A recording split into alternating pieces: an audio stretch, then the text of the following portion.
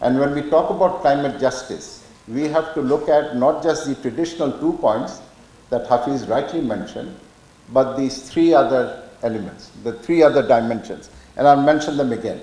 So one is, we have not caused the problem, but we have to deal with it. Number 2, we are being forced to deal beyond our capacity. Number 3, we are being forced to choose between development, investment in health, infrastructure, education, IT, training, capacity building, and for the young generation of today, that is a huge issue. Because the quality of life that you will have in the future, the opportunities that you will have in the future, are being seriously undermined by the fact that we are not able to invest in creating an enabling environment for your future. That is the greatest injustice. And that is why young people should actually get involved in this.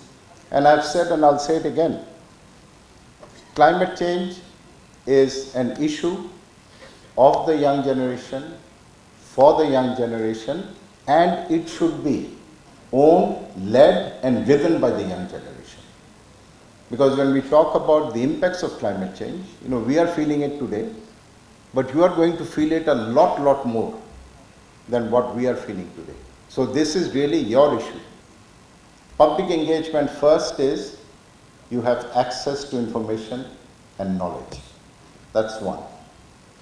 Number 2, you have a seat at the table.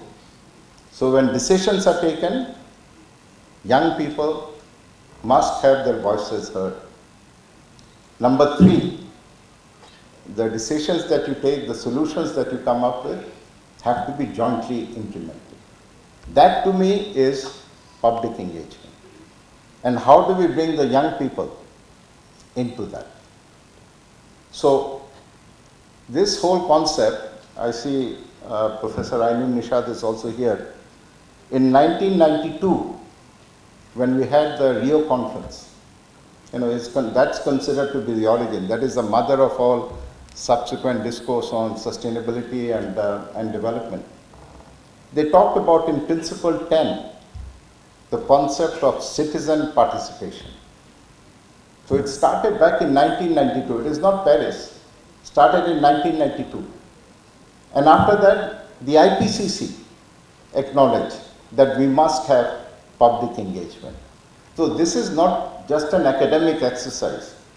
It's not having a lecture and saying, we have to engage the youth. And we engage them just by inviting them to events. So those 3 elements, I think, are core. And this is what the government has to do. How we do it, where we do it, of course, these are other areas. So there we bring in, of course, climate change, which for us is existential.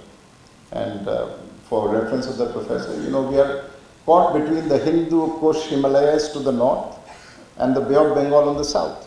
So we have glacial melt, we have flooding in the short term, and the long term we run out of fresh water. So how does life exist without fresh water? That's why we call it existential. And then we have rising sea levels. Just this morning we were having a meeting on the nexus between health and climate change, another thing which affects young people, and particularly women. We just shouldn't talk about young, we should also talk about the women. And if you look at the salinity intrusion in the coastal areas of Bangladesh, leading to many impacts, health impacts, ranging from miscarriages, because women are taking more salt, there is more salt in the water, and causing a whole lot of other complications. What we do at the community level, it is how we change lives, it is how we impact lives at the community level. That is important. And I think that is the value that the young people of Bangladesh bring to the table.